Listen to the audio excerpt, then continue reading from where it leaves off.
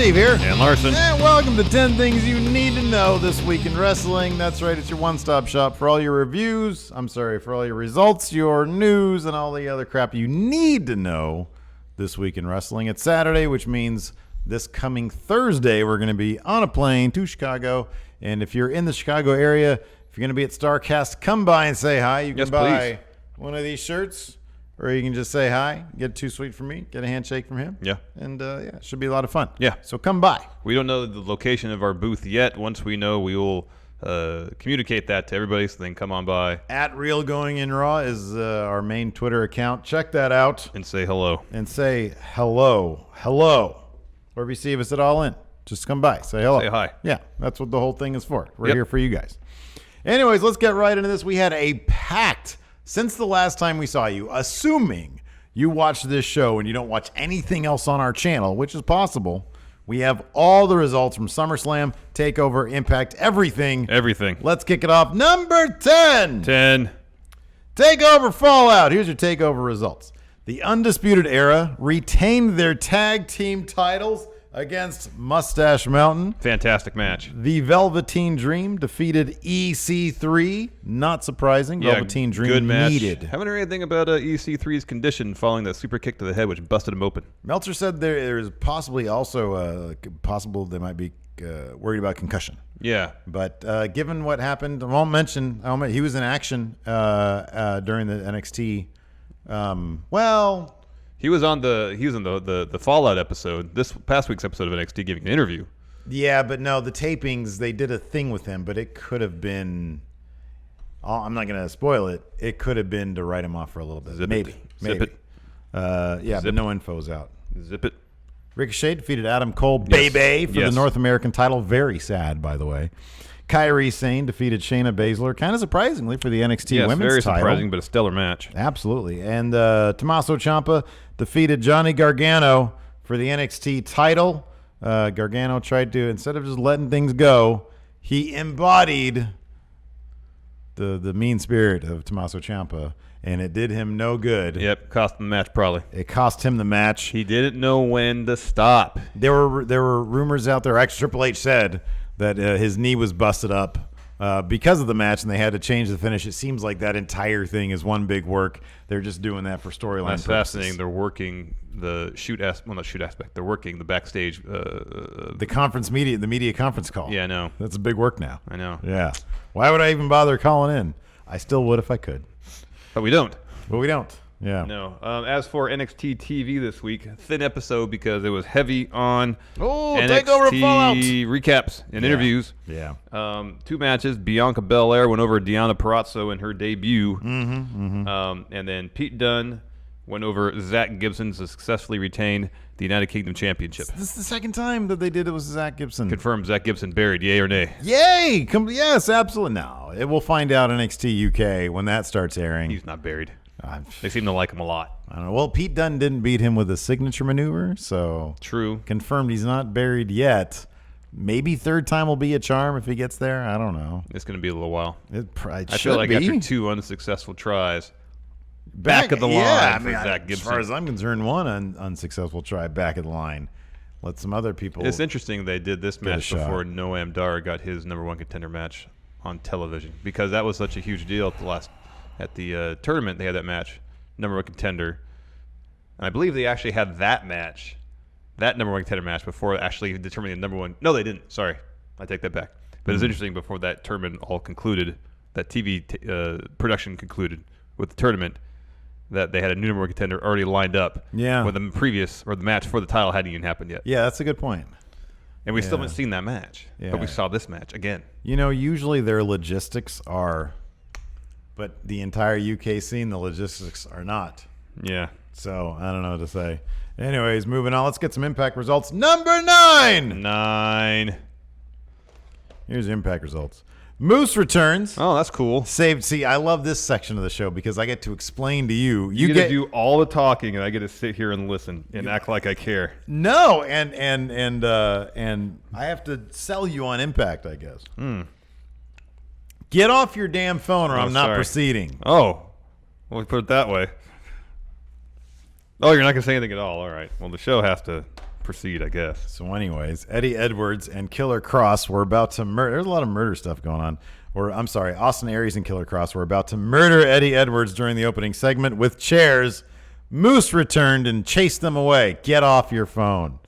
Matt Sydal beat Zachary Wentz, who I believe was making his Impact debut. No word on if it's going to be like an ongoing thing or if he just came in to get a little bit of experience with Impact, but he's making a pretty big name for himself on the independent scene. Yes. At least I had heard of him.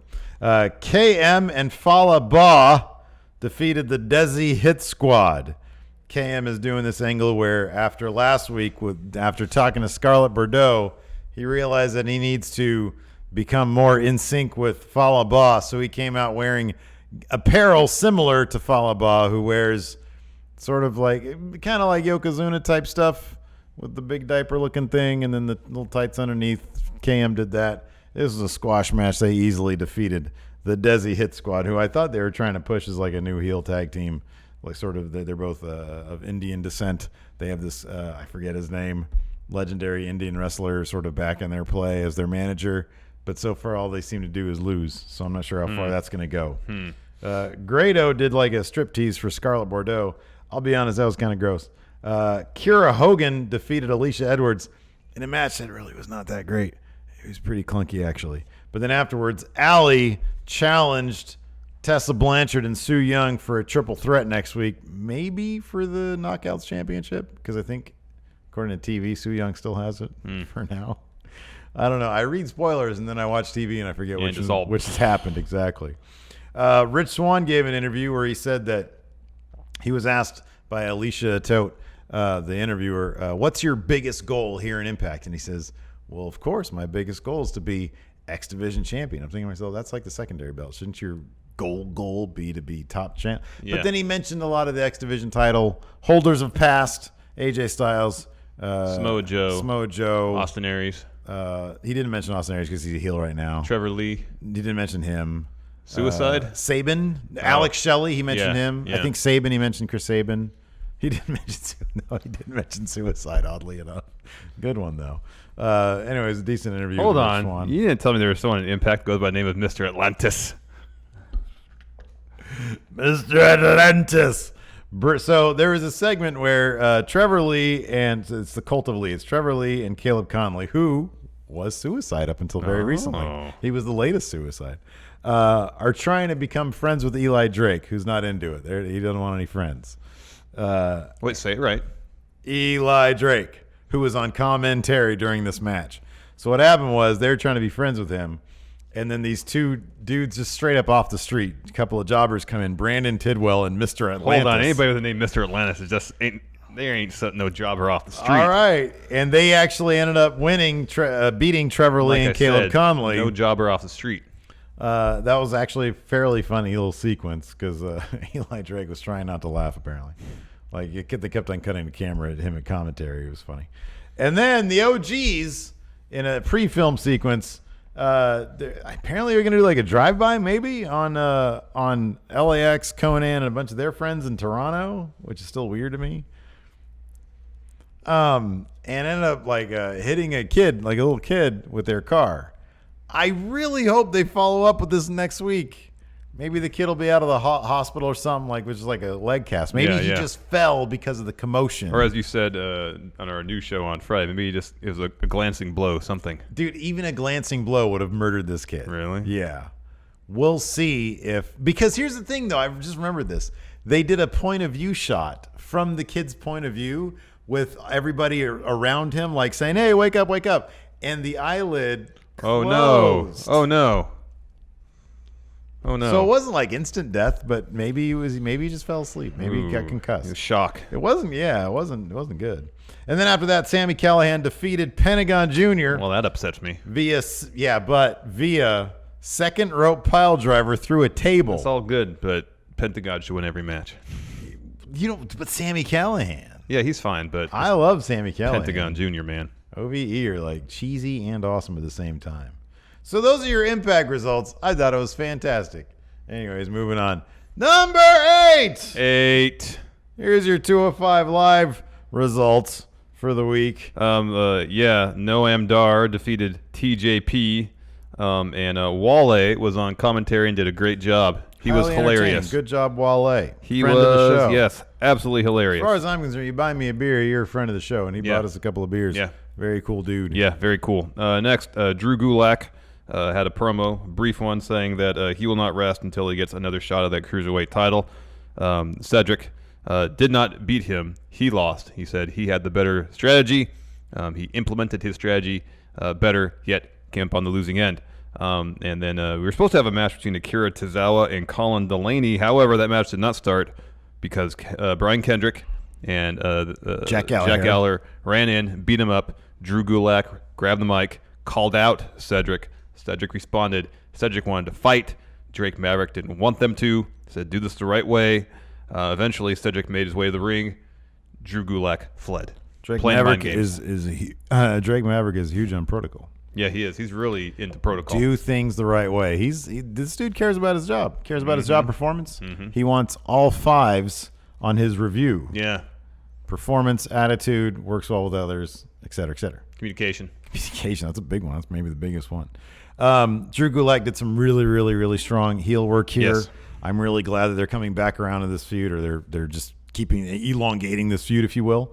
I really want to see that title go around Drew Gulak's waist. I think it'd be that may happen at Hell in a Cell. I hope it does. And well, finally, do you think they're gonna actually get a match that's not on a Big Four? Oh, that's true. Yeah, probably not. Probably not. It should. Imagine a cruiserweight match in Hell in a Cell. Man, the possibilities. I don't even want to think about them because WWE's not going to do it. Yeah, I know. But man, that'd be great. It'd be great. And finally, the main event: Lucha House Party members Lince Dorado and Grand Metalik defeated the Body Guys, Tony Nese and Buddy Murphy, in a stellar tornado tag match. So much fun. This match was so much fun. SMF, so much fun. I just made that up.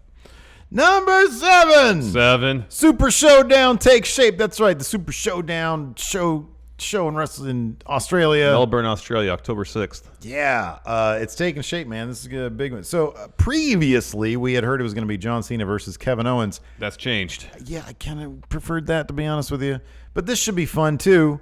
Cena is now going to tag with Bobby Lashley to take on Kevin Owens and his partner, Elias, the Drifter himself. Yeah. What do you think about this change? I mean, I'd rather see Cena versus Owens one-on-one, but Cena's been doing other things. Maybe he's not quite in ring shape yet, or right now. Yeah, that could be. So they put him in a tag match to kind of protect him a little bit. He's like lost a bunch of weight Yeah. for his role in a Jackie Chan flick. Mm-hmm. That should be good. He looks jacked. That's a good move for him. Yeah. Yeah, he does, yeah. He's got a lot more hair.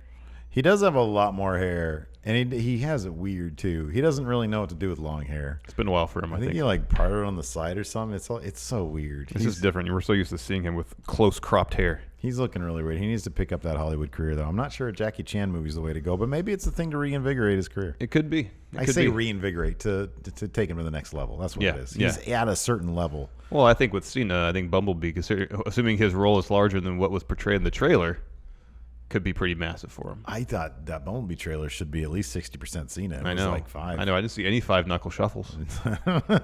Yeah. If he doesn't perform an attitude adjustment to a robot. Missed opportunity. Missed opportunity. Totally. Exactly. Totally.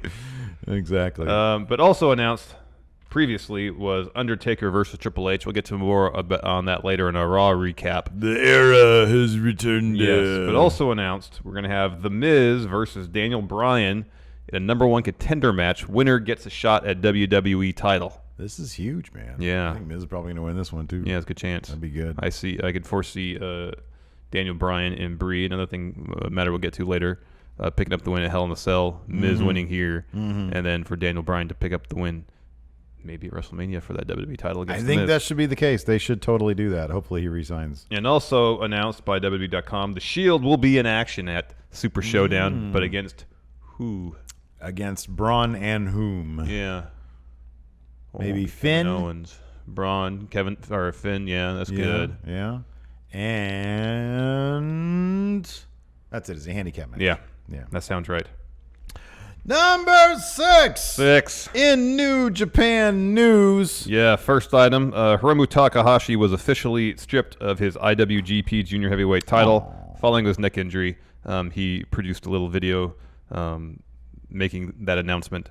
and also announced with a tournament to crown the new champion. Participants in this tournament are as follows: Will Ospreay, the ace of the junior division, Kushida, Marty Scurll, and LIJ member Bushi. The semifinal matches will take place at Fighting Spirit Unleashed, which will see Ospreay versus Scurll, and then Kushida versus Bushi will take place at Destruction in Kobe. All the matches for the entire Destruction tour were announced as well on Monday. The highlights are Kenny Omega versus Tomohiro Ishii for the IWGP Heavyweight title at Destruction in Hiroshima. That should be outstanding. Yeah. At Destruction in Beppu, we get Tetsuya Naito versus the greatest wrestler ever, Minoru Suzuki. Wow, you're really on that. And then the main event at Destruction in Kobe is for the Wrestle Kingdom contract that Hiroshi Tanahashi won by winning the G1. And will win this match as well. Yeah, but he's putting it up against Kazuchika Okada. This should be phenomenal as well. Yeah, it should be really good. They also announced 2 other matches for Fighting Spirit Unleashed, along with Ospreay and Scurll.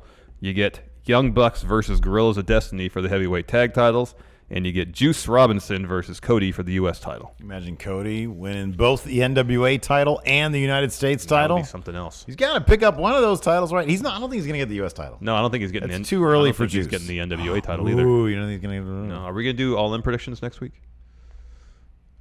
Yeah, of course. Yeah, sure. We'll do it at some point. Cody for the NWA title. If he doesn't win it, it's going to be because of Flip Gordon. No, I'm not talking about storyline. Oh. Behind the scenes, Billy Corgan would love to have that title on Cody Rhodes. And so if he doesn't win it, it's got to be like a contractual reason or something, maybe. I would think. And maybe he wouldn't be able to it would be silly if Corgan wasn't like, yeah, dude, let's put this title. Of course we'll put the title on you. Yeah. That's got to be like a contractual thing that he wouldn't be able to do it. Maybe. I would think anyways. Maybe. I don't know. Number 5. 5. SummerSlam Fallout. That's right. SummerSlam happened Sunday. It was after this show. We haven't done this show since then. Yeah. So here's your SummerSlam results. The New Day defeated the Bludgeon Brothers by DQ because Eric Rowan used a mallet. He will be out. We'll talk about that in the Smackdown recap in a little bit, but he's going to be out for some time. Ronda Rousey won the Raw Women's title from Alexa Bliss in what was basically a squash match. Seth Rollins reclaimed his IC title against Dolph Ziggler thanks to some help from Dean Ambrose, at least in keeping Drew McIntyre at bay. Yeah, no heel turn during this match. Shinsuke Nakamura retained his United States title in a match against Jeff Hardy. Randy Orton threatened to come out afterwards, decided to hold back. We got more of that at SmackDown. The Miz cheated to win using some brass knucks against Daniel Bryan, who then later on said that loss means my return has been a bust. Very dramatic. That feud continues. Yes. Roman Reigns is your new Universal Champion. It's funny I didn't even think about it in this way necessarily, that Dave Meltzer referred to this as pulling a fast one on the crowd. Because everybody would figure that we were going to get the Braun Roman match, so the crowd popped for that, leading the audience at home thinking the crowd was popping for Roman Reigns. Oh, what a fast one that was. The whole thing where it felt like, let's hurry up, get this match over with. Yeah. Put that out there, the idea that Braun might cash in. Yeah. And then just end the match super quick and just take us off TV. Yeah. So like they pulled a heist on us. Yeah. Exactly. Because what happened was, if you guys are relying on this show specifically, what happened was Braun Strowman, who, by the way, squashed Kevin Owens earlier in the night. So that was a non-factor. Braun Strowman at the end, right before the match was set to start between Brock Lesnar and Roman Reigns, came out and said, I am no coward. I will face you one-on-one. Instead of inserting himself into a triple threat, he just hung back and said, yeah, whoever wins this, my match is up next. Mm-hmm. During the match, Brock Lesnar basically beat the living crap out of Braun Strowman, making Braun Strowman, by the way, look pretty damn weak. Mm-hmm. Brock Lesnar then chucked, in pretty impressive fashion, the Money in the Bank briefcase all the way up the ramp, leaving Braun Strowman knocked out. Brock gets back in the ring, spear from Roman Reigns, 1, 2, 3, new Universal Champion. Show goes out. Yeah, we get one long shot of Reigns celebrating while Braun collects himself near the barricade. Also, another squash match. Demon Balor returns, defeated Baron Corbin in the matter of a minute and a half. Yeah, exactly why he didn't bust out Demon Balor for his Universal title match against Roman Reigns the next night on Raw. We don't know. Takes a lot of time to get the makeup done, I think. I think it's just a practical matter. Kayfabe. Practical matter. Also, yes, AJ Styles lost his cool against Samoa Joe. That ended in a DQ, but it was a fantastic match, a really, really solid match. That will continue on. We'll talk about that. Oh, no, we'll talk about that right now. Because WWE has confirmed that the rematch will happen at Hell in a Cell. AJ versus Samoa Joe. No word yet if it will be in Hell in a Cell. Yeah. Although I have a feeling it's going to be Orton and Hardy in Hell in a Cell. Yeah. That's what my gut's telling me, Steve. If it's any, it's got to be. I mean, if it's a choose one situation, it's got to be Joe versus AJ Styles. Yeah. But yeah, Hardy versus Orton. It has a feeling of a feud. Yes, exactly. It's going to end up in Hell in a Cell. I wonder if they'd say, no, we're not going to do you at Hell in a Cell because we know you and you're going to do something stupid to Jeff Hardy, because he would do something stupid. Yeah, he'll do something crazy. Don't like it. Number 4. Becky's heel turn confirmed. Also at SummerSlam, Becky Lynch was robbed, I tell you, of the SmackDown Women's title by Charlotte, who pinned Becky Lynch off a natural selection finish, which caused Becky to turn on Charlotte at SummerSlam after the match. Crowd went crazy for that. Any hint that this was not a heel turn was shot down as she dropped a very heelish promo on SmackDown Tuesday night, which was still met by applause by the crowd. Also, in probably a bigger development in terms of Becky Lynch being a heel, no more fun Instagram stories, rather. That makes Steve sad. That makes me very sad. They were very amusing. They were very cute. I really loved them, and now it's a bunch of serious stuff. So, yeah.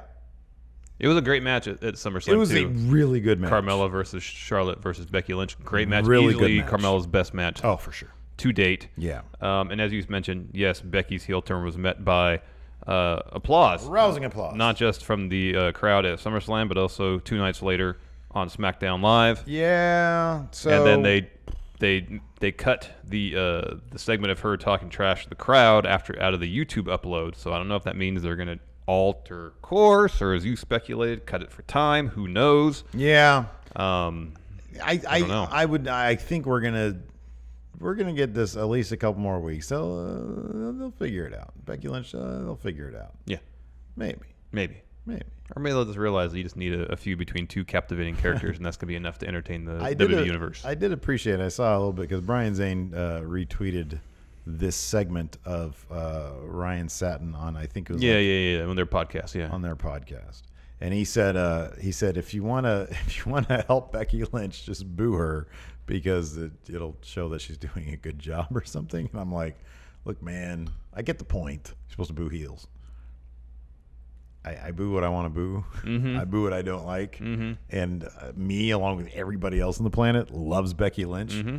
Going to be difficult for me. I'm not gonna boo out of just trying to help somebody's job performance. Well, here's the thing. Becky has engendered so much goodwill among the WWE Universe, and people legitimately enjoy her work, that when she comes out there and drops an awesome heel promo, heck yeah, they're going to cheer because it was an awesome performance. I know. I cheer the shit out of Samoa Joe. I'm sorry. Yeah. I cheer what I want to keep it real. I keep it honest. I cheer cool shit. Yep. And that's the thing. In today's wrestling, people just want to see wrestlers do cool shit, and then they'll cheer. Good guy or bad guy. Yep. The industry has to adapt to that. Yep. I'm sorry. I'm not going to change the way I react to things to fit into some forced heel face dynamic. Yeah, man. I'm not gonna boo. I love her. She's great. Boo. Oh, Samoa Joe's so awesome. Boo. I'm not gonna do that. Doesn't work that way. We're gonna be out there chanting Joe. Exactly. Joe is gonna kill you. Yeah, because he's great. He's a great performer. Exactly. And just because I cheer when I'm supposed to be booing doesn't mean it diminishes his performance. Yeah. It means I appreciate his performance. Yeah. That's just it's not the 1980s anymore, man. It's not that. Anyways, moving on. SmackDown results number 3. New SmackDown Tag Champions. Yeah. Here's your SmackDown results. Heck of a match. Show kicked off with the Miz promo. He teased retirement. He said, "No, I'm just retiring from facing Daniel Bryan." Yeah. Daniel Bryan comes out, says, "Well, you got another match against me at Hell in a Cell." He said, "Shame. No, he was saying coward. But it's not just against him. It's Miz and Maurice versus Daniel Bryan and Brie Mode. And then Brie came out and punched Miz right in the face. Next up, we had Randy Orton over defeating Jeff Hardy, but it was by DQ because Hardy kicked him in the nuts, and then he got him on a table, and Jeff Hardy did a swanton off the equipment crate thing through a table. And then he had a weird smile on his face afterwards. It was really cool, but it makes my body ache because Jeff Hardy is old and he shouldn't be doing this stuff. He shouldn't. Next, we had an interview with Thebar. They won a title shot. They're going to be getting a number one contender match against the Club next week. Is that right? Yep. Yeah. After that, we had Peyton Royce defeating Naomi thanks to a little bit of a distraction from Billie Kay. Mm-hmm. Becky Lynch's promo. We already talked about that. Rusev and Lana defeated Andrade Almas and Zelina Vega thanks to, finally, Aiden English. Actual help from Aiden English. We had a great short promo from Nakamura where he introduced us to Knock America. Yeah, he said, welcome to the United States of Knock America, so we'll find out who he's going to be fighting hopefully next week. Yes. AJ Styles' interview with his back to the crowd, which allowed Samoa Joe to attack, and he delivered another great promo. What did he say? He said Daddy went to sleep or something like that? He said, Daddy's not coming home. Daddy went to sleep. More attacks verbally against Wendy Styles and Family Styles.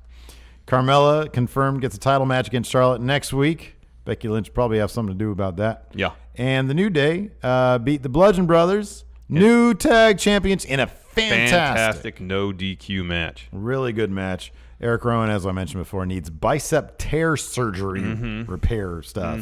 So he's going to be out for a while. It's a bummer. Hopefully, Luke Harper will be single Bludgeon Bro. Yeah. And he'll get a good streak going. Yeah, something. At least be involved. Do something. Pick up some wins. Yeah, that'd be nice. That'd be nice. He's a great wrestler. He's really good. Is. Number two. Kurt Angle might be prepping for a return to the ring. Larson, what's going on here? So says PW Insider. Quote, unless something has changed in the last 48 hours or so, Kurt Angle had been training for another match, so it could be that this is the beginning of that storyline to bring him back to the wrestling ring. What storyline? Kurt Angle was relieved of his general manager duties on Raw this week by Stephanie McMahon, and she appointed Constable Corbin as the acting GM. I'm acting gum manager. That's me now. Yeah. You don't get to do that now, Kurt Angle. I'm gum. So, who do you think is going to fight? Well, at some point, Baron Corbin. Yeah, that's the obvious answer, but I mentioned this on the Friday show, yesterday's show. That it'd be cool if Baron Corbin sort of put him through the ringer first. He said, "Oh, you want to come back now? Okay, now you can fight Chad Gable. Yeah, you can fight Jinder Mahal. You can fight Braun Strowman. Yeah, ooh, yeah. There you go. And then eventually maybe at Survivor Series or something, we'll get Team Angle versus Team Corbin. There you go, exactly. So yeah, that'll be good. Number one. The Shield reunites. Here's your Raw results. First up, we had a Roman Reigns promo, which people started to boo, and then he said, hey, guess what? I've got the Universal title, and I want to defend it a lot, and I'm going to defend it tonight against Finn Balor. And the crowd went crazy. They like that. Hey, they just want a champion who's going to be around, who's going to start fighting people. Yeah. And that's what we got now. Corbin came out and said, Finn won't fight because he pulled a fast one on me. Kurt Angle said, no, Finn will have this match. Corbin, you have a match now against Bobby Lashley. Lashley goes over Baron Corbin. After that backstage segment between Kurt Angle and Paul Heyman, Kurt Angle says there'll be no rematch for Brock Lesnar in the near future. Yeah. Not gonna happen. So officially confirmed Brock Lesnar with whatever meeting went down the WWE and him at 4 p.m. this past Sunday. It seems like he said, hey, UFC's offering me this much. WWE said, we're not going to offer you as much as that. And plus, people are kind of tired of you anyways. Go do that fight stuff. When you're done, give us a call. No hard feelings. Can you please sell really good for Roman Reigns tonight? Brock Lesnar said, guys, give me a lot of money. I'll do that. I'll do that. And then I'm going to go to put fight in the camp. best 5-minute performance of my career. Yeah, 5 minutes of my time. Exactly. Also, the Riot Squad beat Sasha, Bayley, and Ember Moon. Triple H came out, delivered a promo about fighting The Undertaker. They called me and said, do you want to fight in Australia? I said, the game wants to come back. And then they said, what about Taker? And I said, hell no. And then I said, yes, I'm gonna do it now, yes. That's pretty much how it went. That's basically how it went. Basically it. Dean Ambrose beat Dolph Ziggler. And his return to in-ring action. Yeah, he's got a new moveset. Yeah, it's all about being jacked. Yeah, he's jacked and has a jacked moveset. So is he now because of the end of the episode? He's Powerhouse of the Shield now. Powerhouse of the Shield, right? Yeah, I think Used to be Roman Reigns. Now it's Dean Ambrose. I think it's Dean Ambrose, yeah. Based on what we saw. Small sample size, granted, but I think so, yes. We had an Elias musical promo, followed by an Elias match over the still defeated, winless Kurt Hawkins. Yeah. Authors of Pain defeated Titus Worldwide, and there was some tease for a potential breakup of Titus Worldwide. That'd be a bad move. Had kind of an awkward championships presentation to Ronda Rousey. Yeah, all the women's division in Raw were lined up around the ring. Yeah. Stephanie was presenting that championship title to Ronda Rousey. Taking credit for all her success. Yeah. And then Ronda Rousey said, give me your arm. And then she tried to take off Stephanie's arm.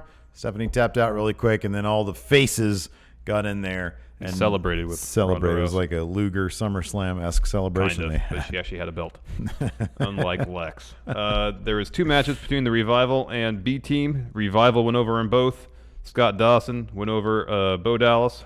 Dash Wilder went over Curtis Axel in the main event. Roman Reigns successfully retained the Universal Championship. Really good match. Finn Balor, level awesome match. Really good match. Once again, Braun Strowman teased a cash-in. Mm-hmm. He was trying to cash in. Yeah. Except so close. The Shield got back together. Yeah. Leading ultimately to a Shield powerbomb through the announce table for Braun Strowman. Show ended with Shield fist bump. Pretty big. It's pretty massive. Pretty big. So the feud of the fall on the red brand is Shield versus Braun. Yeah, man, that should be a lot of fun. Be interesting to see if Braun brings in any friendos, if anybody offers to help, or if he just tries to do it all himself. He should do like, remember when Stone Cold, who was it he did that against? Was it DX or somebody else? When like there was that episode of Raw, I think way back, when like nobody knew where Stone Cold was, and he kept on like setting traps for people. Did I just make that up? Did that actually happen? That sounds familiar. Doesn't it sound familiar? It sounds familiar. Like they were like, "Oh, where is he? Where is he? He's somewhere." And like people kept on like being discovered, like being beat up and stuff. Yeah, yeah. And Austin was that the one where he did the bang gun? Oh yeah, I think so. I think hunting them or something. Yeah, yeah. Like that? I think that sounds right. I think I pieced that all together. If not, that sounds like it'd be a pretty fun episode of Raw. If not, we should book that on our shit. Yeah. Anyways, that'd be cool if Braun did that. Yeah. Like he's not the most stealthy guy in the world, probably, but still, that'd be pretty neat.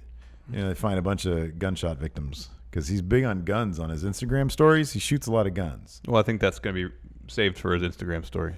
You can't be doing that in the WWE locker room, man. Oh, my God, it's Dean Ambrose. He's got like 17 bullets in him. Like that kid on Impact. Anyways, that's it. That's it for the weekend. That's all you needed to know about this week in wrestling. Yep. Hopefully we'll see you at Starcast or All In. If not, we'll talk to you guys later. Goodbye.